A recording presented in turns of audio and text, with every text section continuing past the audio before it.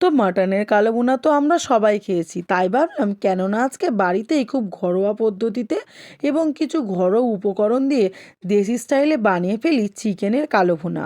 তো hey everyone, welcome back to my channel.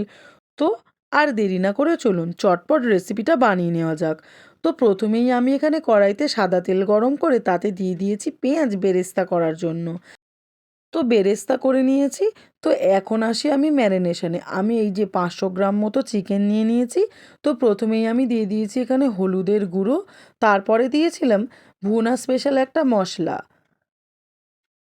তো তারপরে আমি দিয়ে দিয়েছি এখানে রসুন বাটা, পরিমাণ মতো আদা বাটা, তারপরে কালারের জন্য দিয়েছিলাম আমি এখানে কাশ্মীরি রেড চিলি পাউডার এবং তারপরে দিয়ে দিয়েছি আমি এখানে যে বেরেস্তা করে রেখেছিলাম সেই বেরেস্তাটা, এবং সবশেষে দেবো বেরেস্তা করে যে তেলটা বেঁচেছিল সেই তেলটা।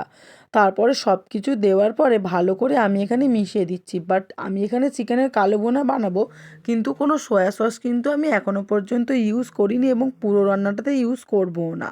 তো এবার আসি মেন রান্নায়। তো কড়াইতে আমি এখানে সর্ষের তেল গরম করে তাতে দুটো তেজপাতা আর দিয়ে দিয়েছি দুটো গোটা শুকনো লঙ্কা। ভালো করে নেড়েচেড়ে আমি দিয়ে দিচ্ছি পেঁয়াজটাকে আমি হালকা হাতে নাড়াচাড়া করে নেব, লাল লাল করে ভাজার কোনো দরকার নেই। ফ্লেভারের জন্য আমি এখানে ইউজ করেছিলাম 2-3 কোয়া রসুন। এরপরে আমি এক এক করে ম্যারিনেটেড চিকেনগুলো সবটা দিয়ে দেব।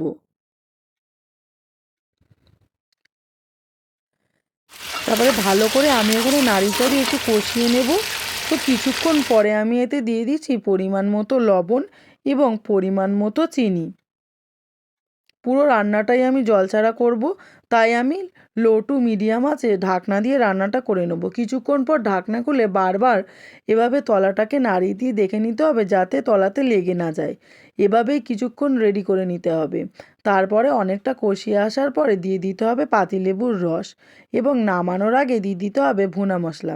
তোমরা যদি এই ভুনা মশলার রেসিপিটা জানতে চাও আমাকে অবশ্যই কমেন্ট করো, আমি তোমাদের সাথে এই মশলার রেসিপিটা অবশ্যই শেয়ার করব।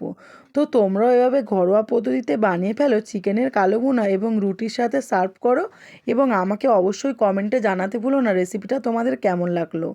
আমার রান্না যদি ভালো লেগে থাকে তো like, comment, share and subscribe করে দিও। বাই।